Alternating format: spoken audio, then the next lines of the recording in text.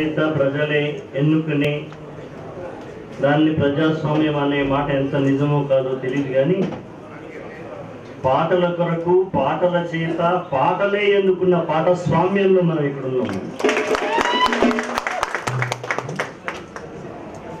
Doctor Pasunuri Ravinder, ఆయన హృదయంలో సిద్ధార్థుడు, ఆహార్యంలో అంబేద్కరుడు కనిపిస్తాడు నాకు.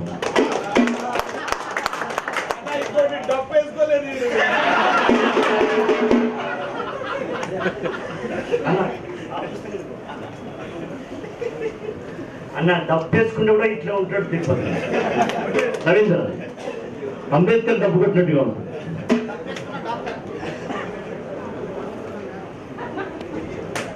ఈనాటి ఈ పోటెత్తిన పాట ఆవిష్కరణ సభకు సభాధ్యక్షుడు, భీమ్ డ్రమ్ వ్యవస్థాపకుడు, కవి, గాయకుడు, నాయకుడు, స్ఫురద్రూపి శరత్. ఈ పాట రాజ్యానికి సభాపతిగా ఉన్నాడు ఇవాళ శరత్. ఈ పాలక పాట రాజ్యం అనుకుంటే ఈ రాజ్య సభాపతి అధ్యక్షుడు ఇవాళ శరత్. మేమందరం ఆయన కూలింగ్ సౌండ్ ఉంటుంది.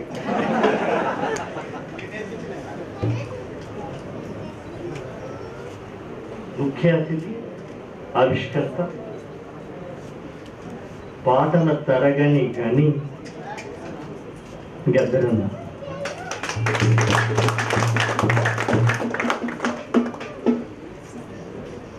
మనందరికీ ముందుగా రవీంద్ర గురించి తన ఉపన్యాస ధారతో ఒక మూర్తిభవించినటువంటి ఆకృతిగా రవీందర్ని మనం చూపించిన వాళ్ళ గురుదేవుడు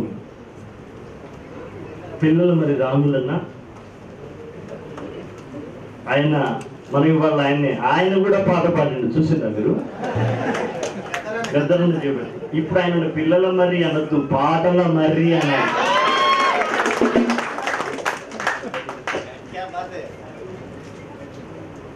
విమలక్క సభా మర్యాదగా అక్క అనాలి, కానీ నాకంటే చిన్నది. పాటల సైరన్ విమలక్క, పాటల కోయిల అనుభూతి కదా, పాటల సైరన్ విమలక్క.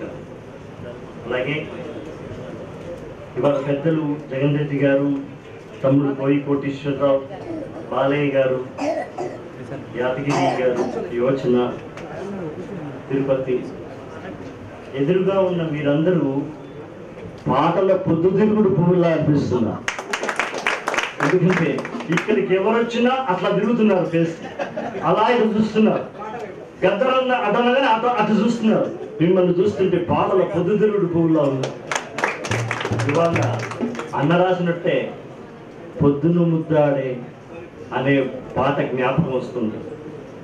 పెద్దలందరూ అయినారు, ఎదురుగా ఉన్న వాళ్ళు అయినారు, కానీ నేను అమ్మను మర్చిపోలేదు. అమ్మా నీ కలలే నా ఇప్పుడు వరం ఉంది కాబట్టి, అమ్మా నీ కలలే తన కంటి పాపలైనవని రవీందర్ది. అమ్మా నీ కలలే తన కంటి పాపలైనవని, నీ ప్రాణం పణం పెట్టి తనకు పురుడు పోసావని, నేనెత్తుటి ముద్దయే తన అందమైన దేహమని, బిడ్డ బతుకు దీపానికి రవీంద్రనే, బిడ్డ బతుకు దీపానికి తన పాలే చమురని.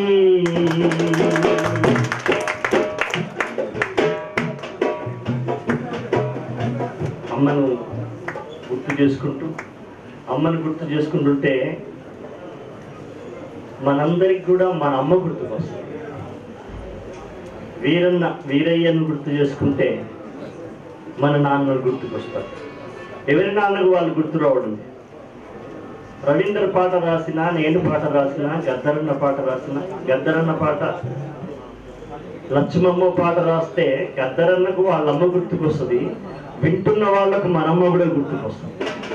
పాట ప్లీజ్ కమ్. మిట్టపల్లి అన్న ప్లీజ్ అండి. ఇప్పుడే వచ్చిన నంది అవార్డు గ్రహీత మిట్టపల్లి సురేందర్ అన్న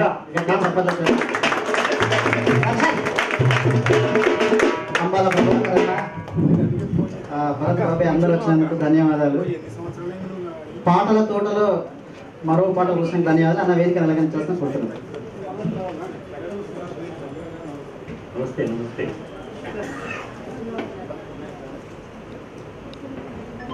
గదరన్న నా తర్వాత పాటల సినిమా పాటల తోటలో ఢీ కొడుతున్నటువంటి ఒక ఫిరంగంలో తను ఒక ఫిరంగం.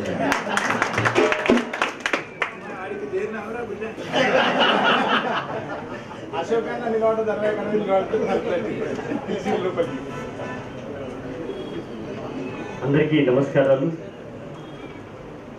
ఓటెత్తిన పాట గురించి తమ్ముడు కోయి దాదాపుగా ఒక సమీక్ష, ఆపాద మస్తకం అన్నట్టుగా ఆమూలాగ్ర సమీక్ష కోయి తమ్ముడు చెప్పినాడు. నేను నా భాషలో చెప్తా. పాట అంటే సామజ వరగమన కాదు, పాట అంటే సామజ వరగమన కాదు, సాయుధ రణగమన పాట. పాట జననం, గమనం, జీవనం, ఇది ఒక 3 దశలుగా మనం చూసుకుంటే, కార్యక్షేత్రంలో పుట్టిన పాట, కథన క్షేత్రంలోకి వచ్చింది పాట, ఆ తర్వాత కాలక్షేపంగా మారింది పాట. కార్యక్షేత్రంలో పుట్టిన పాట పని పాట, అది కాలక్షేపంగా మార్చుకున్నారు. ఆ తర్వాత అది కథన క్షేత్రంలోకి తీసుకెళ్లిన వాళ్ళల్లో తరగని గని ఒకరు. ఆయన కన్నా ముందు ఉన్నటువంటి సుద్దాల హనుమంతు నాన్న కావచ్చు, బండి అన్న కావచ్చు, తిరునగర రామాంజనేయులు కావచ్చు.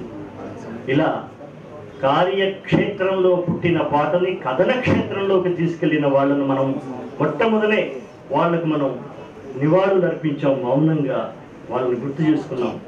అలా గుర్తు చేసినందుకు నేను సభాధ్యక్షునిగా శరత్కి నేను ధన్యవాదాలు తెలియజేస్తున్నాను.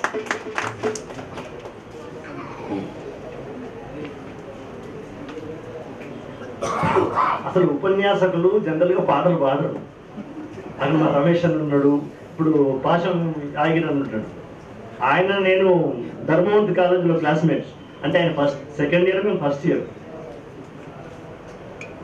ఉపన్యాసకుడు ఉపన్యాసమే చేయాలి, కానీ ఇవాళ ఆ యొక్క దాన్ని కూడా తిరిగేశారు. ఇవాళ గద్దరన్న చేయడం,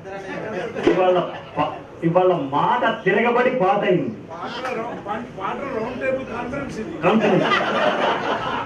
సో రౌండ్ టేబుల్ అంటే పాటల రౌండ్ టేబుల్ ఉన్నాం మనం. శబ్దంతో వాడుతున్నాడు, వాడు మనసులే వాడుకుంటాడు. అంటే గొంతుక ఏకమైనటువంటి సభ ఇది. అటు గుండెలు, ఇటు గొంతు ఏకమైన సభ. అంతముట్టారాని బ్రాహ్మణ కులమున జంజాలికున్నది నా వారు, అంతముట్టారాని బ్రాహ్మణ కులమున జంజాలికున్నది నా వారు, అంతముట్టారాని కోమట్ల కులమున తారాసుకున్నది నా వారు, అంతముట్టారాని రాజుల కులమున, అంతముట్టారాని రాజులకున్న కులమున కత్తులకున్నది నా వారు.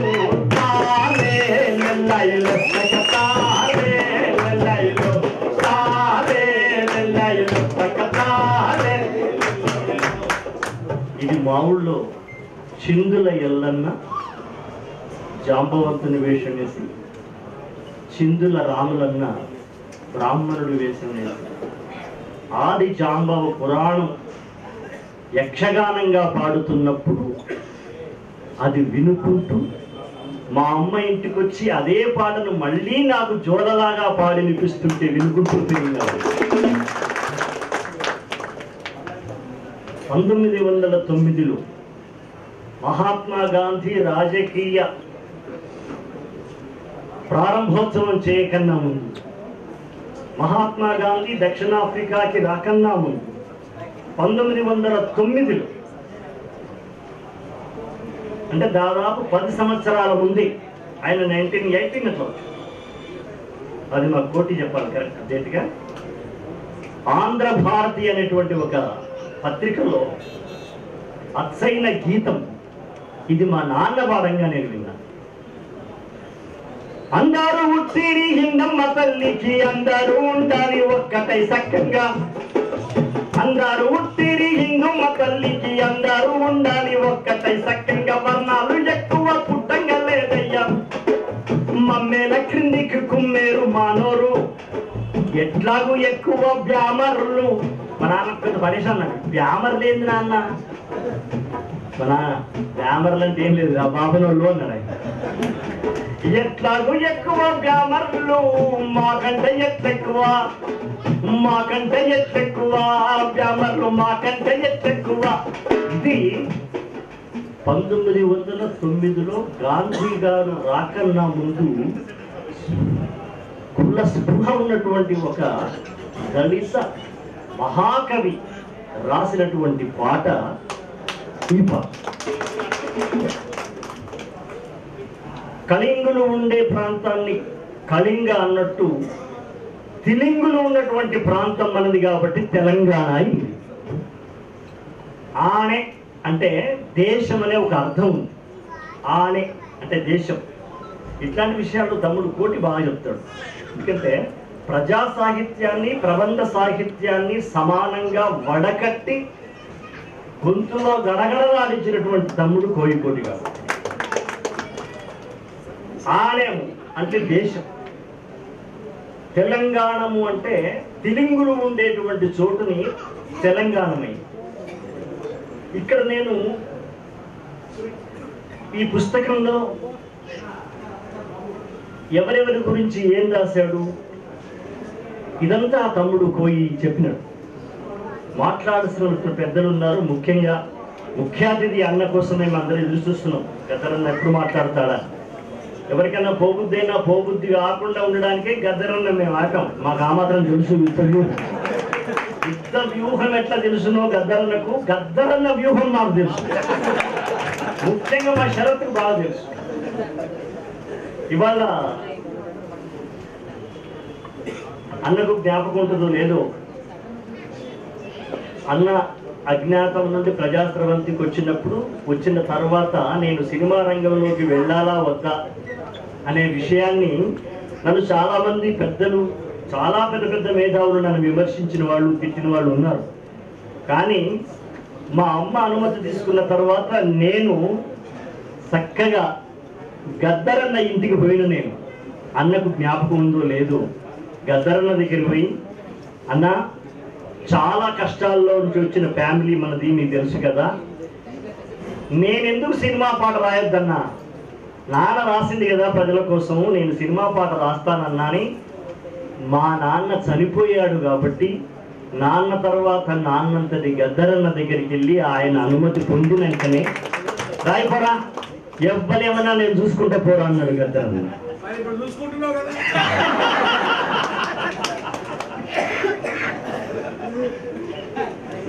ఇందులో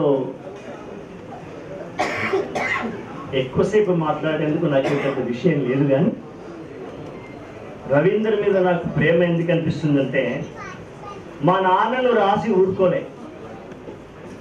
మా ఊర్లో సుద్దాలలో పుట్టిండు మా నాన్న కదా, సుద్దాలు కదా, సుద్దాలలో పుట్టినోడే నిసార్. చాలా మందికి తెలుసో లేదు, నిసారు సుద్దాలను పుట్టిండు. కాబట్టి సుద్దాల హనుమంతు గురించి ఒక వ్యాసం రాస్తే, సుద్దాల నిసారు గురించి కూడా ఒక వ్యాసం రాయడం అనేది ఆయన యొక్క విశాలమైన దృక్పథానికి నేను రవీందర్ని అభినందిస్తున్నాను. ఏ సాహిత్యం అన్నా తీసుకోండి మీరు, ఏదైనా మూడే రకాలు ఉండదు. అది పాట అయినా, పద్యమైనా, శ్లోకమైనా. ఇవాళ తమ్ముడు సభ కంటే ముందు ఒక తమ్ముడు వచ్చి పద్యాలు వినిపించినాడు, అద్భుతమైన పద్యాలు. పేరు నాకు జ్ఞాపకం వస్తుంది. భరతేనా? భరత్. ఏ సాహిత్యమైనా మూడు దిశలుగా, మూడు పాయలుగా వెళుతుంది. ఒకటి ధర్మ కేంద్రంగా వెళుతుంది, ఒకటి దైవ కేంద్రంగా వెళుతుంది, ఒకటి మనిషి కేంద్రంగా వెళ్తుంది. మనమందరం మనిషి కేంద్ర బిందువులుగా తీసుకొని పాటలు రాసిన వాళ్ళం, రాస్తున్న వాళ్ళం, రాయబోయే వాళ్ళం. కాబట్టే ఈ సభ ఇవాళ అద్భుతమైనటువంటి ఒక చరిత్రాత్మకమైన సభగా మారిపోయింది. పోటెత్తిన పాట అనేది ఒక బహానా, ఒక కారణం మాత్రమే. పోటెత్తిన పాట అనేటువంటి ఒక కారణాన్ని, ఒక ఆవిష్కరణాన్ని తీసుకుని ఇవాళ రాస్తున్న పాట, రాయబోయే పాట, రాసిన పాట గురించి జరుగుతున్నటువంటి ఒక చరిత్రాత్మక చర్చ కేంద్రం ఇవాళ ఈ సభగా నేను భావిస్తున్నాను.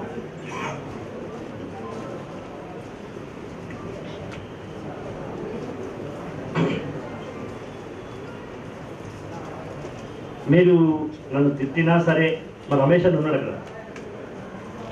నేను ఇక్కడ వేదిక మీద కూర్చున్నటువంటి పెద్దలు, యోచన కావచ్చు, తర్వాత యాదగిరి కావచ్చు, ఇద్దరు కావచ్చు, ఎవరైనా వాళ్ళలాగా గొప్ప ప్రజాగీతాల ప్రజాకవిని మాత్రం నేను కాదు. ఓపెన్గా చెప్తున్న విషయం కాదు. అలాగని నేను ప్రజా కవిత్వం రాయలేదని కాదు. సినిమాలో నేను దళిత కవిత్వం, నేను రాసినన్ని దళిత స్పృహాత్మకమైనటువంటి పాటలు మీరు సమ్మక్క సారక్క చూసిన, హుసేన్ రాములమ్మ చూసిన, రౌడీ దర్బారు చూసిన, ఆ స్పృహని అత్యద్భుతంగా ఆ సెల్యులాయర్ మీద ఎక్కించేటువంటి ఒక చారిత్రక బాధ్యత దర్శకరత్న దాసరి నారాయణరావు గారు నాకు ఇచ్చారు. అది నేను సంపూర్తిగా పూర్తి చేశాను. జోగిని గురించి రాస్తూ నేను రాశాను, నేనే బసిబమ్మని, నేనే మా తంగిని, మాది గోళ్ళ అమ్మిని. ఇలా నేను ఆ పాట రాయడం ఆ రోజులలో చాలా సాహసోపేతమైనటువంటి విషయం. అందులో తల మీద నన్నేమో మొక్కుతుంటారు, మొల మీద కాలు పెట్టి తల మీదికెక్కుతుంటారు, నన్నేమో అమ్మ అంటారు, నా కాళ్ళ వండుకుంటారు అన్నంత ఓపెన్గా రాసి, దేవుళ్ళకే ఎగ్గు లేదు నాకెందుకు సిగ్గురా అని వెండితెర మీద రాసినటువంటి స్పృహ నాకు ఉంది. అయినా నేను ఒక బ్రహ్మాండమైనటువంటి ప్రజా కవిత్వాన్ని మాత్రమే రాశానని మాత్రం నేను చెప్పట్లేదు. నేను పక్కా సినిమా రైటర్ను మాత్రమే. సినిమా రైటర్గానే ఇవాళ ఇక్కడికి నన్ను పిలిచినాడని రవీంద్రని నేను అనుకుంటున్నాను. ఏమైనా ప్రజాకవుల సరసన, ప్రజా గాయనీమానుల గాయకుల సరసన నన్ను కూర్చోబెట్టడానికి కారణం రెండు. ఒకటి, శుద్ధానానుమంతు కడుపులో పుట్టడం ఒక కారణమైతే, యుద్ధ గీతాలు సినిమాలో రాస్తున్నటువంటి కవిగా కూడా నన్ను కూర్చున్నట్టుగా నేను భావిస్తున్నాను. అది మేము నిర్ణయించాలి, నువ్వు ఏ కవిలో.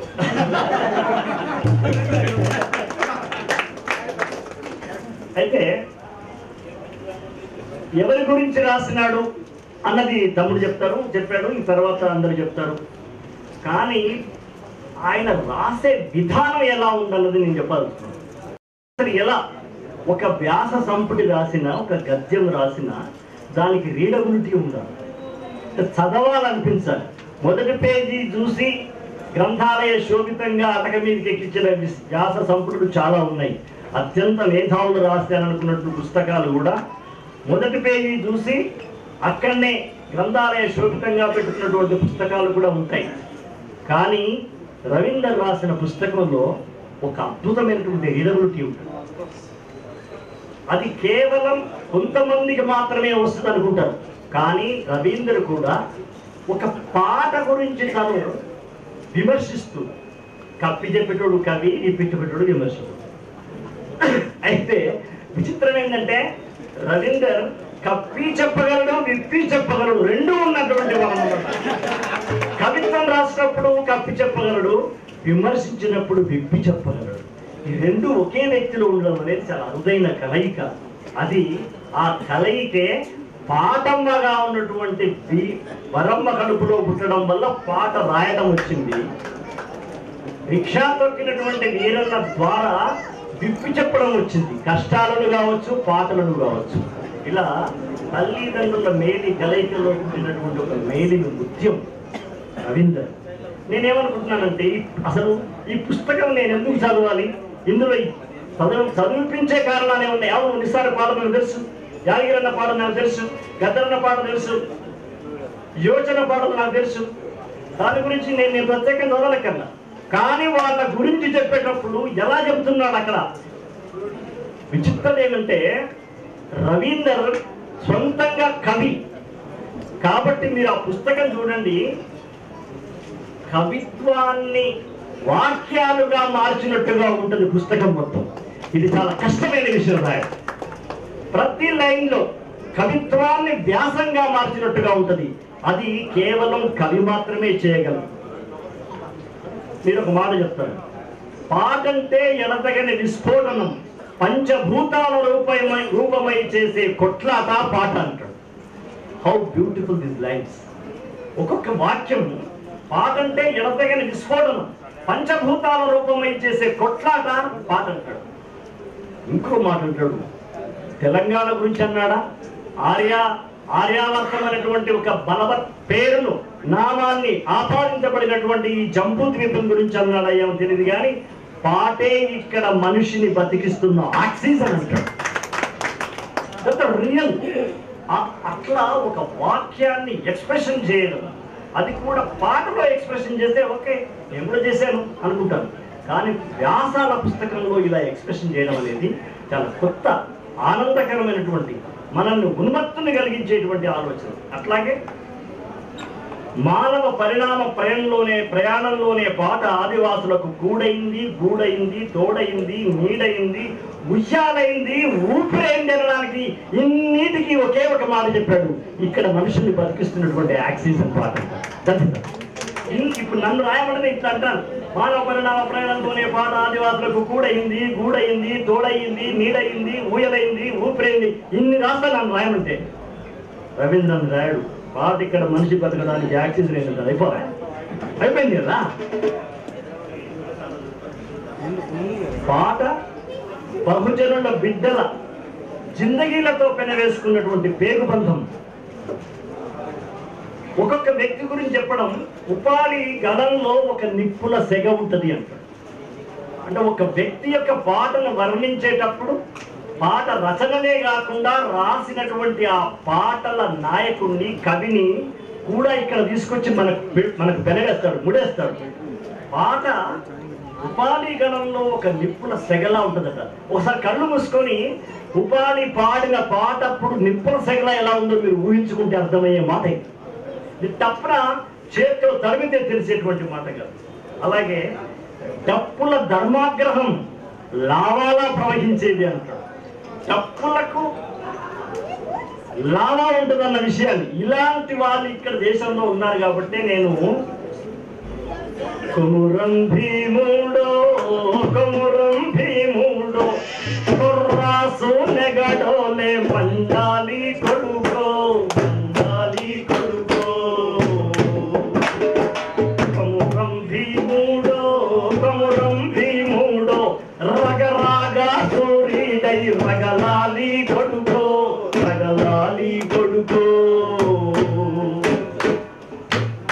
ఇక్కడ మీకు ఒక రహస్యం చెప్పనా, పెద్ద రహస్యం చెప్తాను.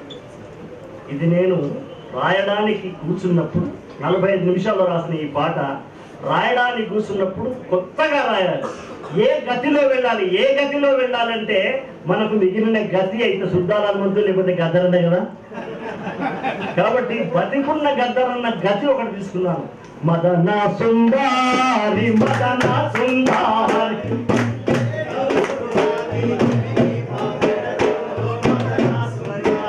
దాన్ని కొంచెం ఇటు మారిస్తే కొమురం భీముడో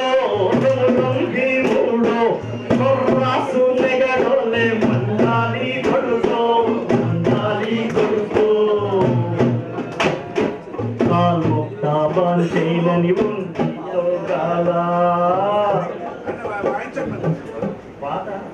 పాట వినబడాలి, మీ బీటు వినిపించినట్టుండాలి.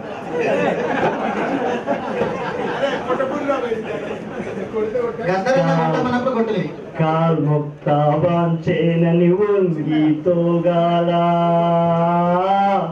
రాజమౌళి గారు, హీరోవాణి గారు, ఈ తోగాల ఏంది? వంగితే ఒగాల, వంగితే ఒగాల. ఇవాళ గద్దరని వచ్చిండు, రాకుంటే ఒగాల దర్శనమైపోతుంది కదా. ఆ ఒగాల తీసుకొచ్చి ఒగాల పెట్టారు. కారణవి కాముక్త బాంచేనని వంగితోగాల, కారణవి తల్లికి పుట్టానట్టేరో, పుట్టానట్టేరో. జులుము గద్దెకు తలను ఉంచి తోగాల,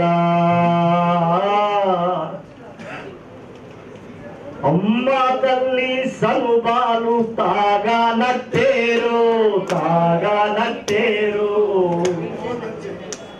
ఇది ప్రజలలో ఉండేటువంటి మాట ఏంటంటే, నన్ను ఇట్లనే సతాయించిన అనుకో, రేపు నీ దౌడ వల కొట్టకపోతే నేను మా అయ్యకే పుట్టనట్టు అనే మాట మనం వాడకోసారి వింటా ఉంటాం. అలా ఒగాలను ఈ పుట్టనట్టోరే అనడం, ఈ రెంటిని కలిపితే పుట్టినటువంటి పాటే కొమరం భీముడో పాట. కాలువై పారే నా గుండె నెత్తూరు,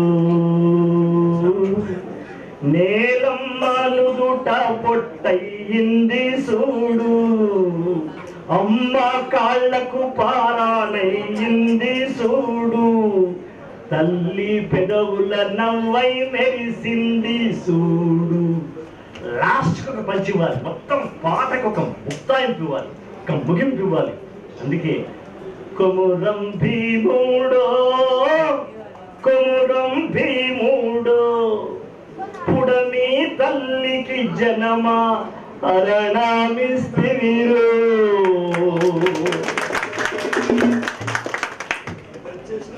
ఇలా మా నాన్న బతుకుంటే ఏమన్నావు కానీ ఈ మాట చాలు కదా నాకు.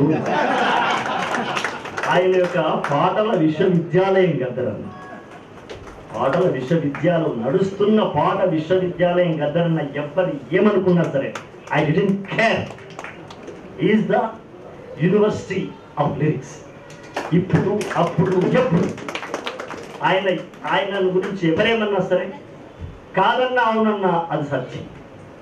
ఆ యూనివర్సిటీ నుండి రవీందర్కు రావాల్సినటువంటి సర్టిఫికెట్ నాకు ఇచ్చిండు అన్న. రవీందర్ నువ్వేమీ ఇష్టపడద్దు. నాకు ఏపూరు సోమన్న గురించి ఒక మాట అంటాడు, అది ఎలా చెప్తారు చూడండి. మెదడు పొరలలోకి చేరి ఆలోచనల ప్రవాహంగా మారి రక్తనాళాల గుండా ఒక భావం గుండెకి చేరుతుంది. అక్కడ ఒక కెమిస్ట్రీ మొదలవుతుంది. అచ్చం వోల్కను అగ్నిపర్వతంలా గుండె నెమ్మదిగా రగులుకుంటది అంటాడు. ఇది సేయింగ్. పుస్తకంలో వాక్యాలను ఎలా ప్రవేశపెట్టాలో తెలిసిన ఒక పరుష వేది పసునూరి రవీంద్ర. ఇలా పాటలో ఒక ఈస్థెటిక్ సెన్స్, ఒక సౌందర్యాత్మక ప్రతీకల్ని తీసుకొచ్చిన వాడు ఒకనాడు శివసాగర్ గారు. తర్వాత శివసాగర్ గారి కంటే ఇంకా ముందుకెళ్ళాలంటే మళ్ళీ నాన్నని గురించి చెప్పాలి. తాటి జగ్గల కాలిజోడు తప్పటడుగున నడక తీరు అంటాడు.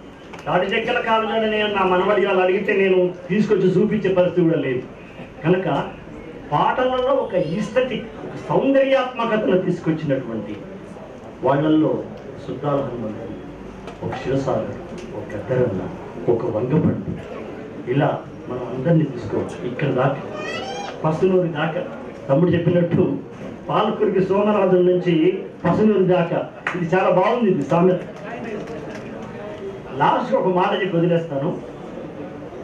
పాటల గురించి అనేక మంది అనేక రకాలు చెప్పారు. ఇది నేను చెప్తాను. కాలక్షేప పాటలు, కాలక్షేత్ర పాటలు, కథనక్షేత్రం. చాలా ఈజీగా ఒక మాట చెప్పాడు రవీందర్. చాలా నవ్వొచ్చింది, చాలా ఆశ్చర్యం వేసింది. పాటలు 3 రకాలు ఉంటాయట. ఒకటి మా మొహం దూడ్చుకునే తువాల లెక్క ఉంటాయట, తువాల పాటలు. తువాల పాటలు ఏంటి? అత్యంత కొత్త ప్రతిపాదన పాటల మీద.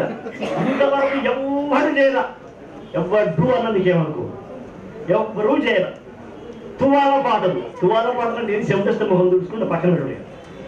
తాత్కాలికమైన పాటలు ఇవి. నేను ఓపెన్గా చెప్తాను. ముఖ్యంగా ఈ తాత్కాలిక పాటలు సినిమాల్లో ఉంటాయి. అంటే మనం పాట వచ్చినాక అనిపిస్తుంది, రెండో పాట రాగానే ఈ మొదటి పాట మర్చిపోతాం. తువాల గేట్ గారికి వచ్చినాక మొత్తం మర్చిపోతాం. ఇవి తువాల లాంటి పాటలు. ఏం చేస్తాం, మేము తువాల పాట రాస్తున్నాం. ఇది వినంగానే నా గురించి ఇట్లా రాసింది, నేను పోవాలి అసలు. ఇది చెప్పడానికే పోవాలని మళ్ళీ అనుకుంటా, ఇది చెప్పడానికే పోవాలి. ఇంకొక పాట తువాల పాటలు అయిపోయింది. ఆ తీసుకున్న ఉదాహరణ కూడా ఎంత గొప్పదంటే, అన్ని ఒకే రకమైనటువంటి, అంటే ఒకే తాన్లోంచి తీసుకున్నారు చూడండి. తువాల పాటలు అయిపోయినాయి కదా. ఇంకోటి దుప్పటి పాటలు. దుప్పటి పాటలు అంటే ఏంటి? నేను అనుకున్నా దుప్పటి పాటలు అంటే చిట్టపట్ట చిన్నుకుళ్ళు పడుతూ ఉంటే చెలికాడే ఇట్లాంటి, అది కాదంట. సందర్భోచితమైనటువంటి పాటల్ని దుప్పటి పాటలు. ఒక సందర్భం చెప్పినారు, ఆ పాట మనం రాస్తాం. రమి, సురేంద్ర, నీకు నాకే ఉంది ఇక్కడ. ఇప్పుడు మీ ఇంట్లో ఇంకెవరు అంటే గద్దరన్న రాసిందే కానీ గద్దరన్న రాసినవి తీసుకున్నారు, మనమేమో వాళ్ళు తీసినవి రాస్తున్నాం. కాబట్టి తేడా అది గద్దరన్న మనం తీసుకురావాలి. కాబట్టి దుప్పటి లాంటి పాటలు నేను బహుశా తువాల కంటే నేను దుప్పటి పాటలు ఎక్కువ రాసాను. అంటే సందర్భానికి తగినటువంటి పాటలు నేను ఎక్కువ రాశాను. అది కూడా నేను ఆ తువాల కప్పినట్టు సన్మానం చేసి శాలువా కప్తారు కదా, ఆ దుప్పటి కప్పినట్టుగానే ఫీల్ అవుతుంది. ఇంకొక పాట చెప్తాడు, గొప్ప విషయం. గొప్ప పాటలు ఏంటి? అన్ని కప్పుకునేది చెప్తుంది చూసిందా, తువాల దుప్పటి. మూడో పాట ఏం చెప్తాడబ్బా, మరి ఒక మాట చెప్పాను, అది గొంగడి పాట. జీవితం నుంచి, సత్యం నుంచి, ఒక అత్యద్భుతమైన నూతనత్వంతోంచి దూసుకొచ్చినటువంటి ఒక అద్భుతమైన విమర్శన, ఒక ప్రతిపాదన చేయడం అందరికీ సాధ్యం కాదు.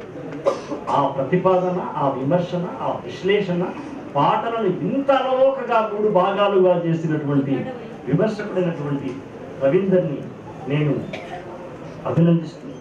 పాట ఒక దేహం, కవిత్వం ఆ దేహానికి ప్రాణం. ఇది నా మాట కాదు, ఆయన చెప్పిన మాట. I'm right Ravinder? This is your words. పాట ఒక దేహం, కవిత్వం ఆ దేహానికి ప్రాణం.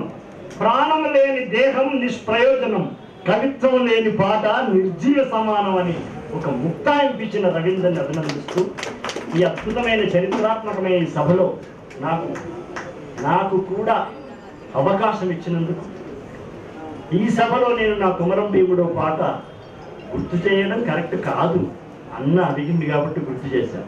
ఇవాళ మన కథానాయకుడు, మన కవితా నాయకుడు, మన సెంటర్ ఆఫ్ అట్రాక్షన్ రవీంద్ర గురించే మాట్లాడాలి, రవీంద్ర గురించే మాట్లాడాలి. కనుక మిగతాది గద్దరన్న అనుమతితో ఇవి చెప్పాల్సి వచ్చినందుకు నేను మీకు వినమ్రంగా కృతజ్ఞత తెలియజేస్తాను. సరే.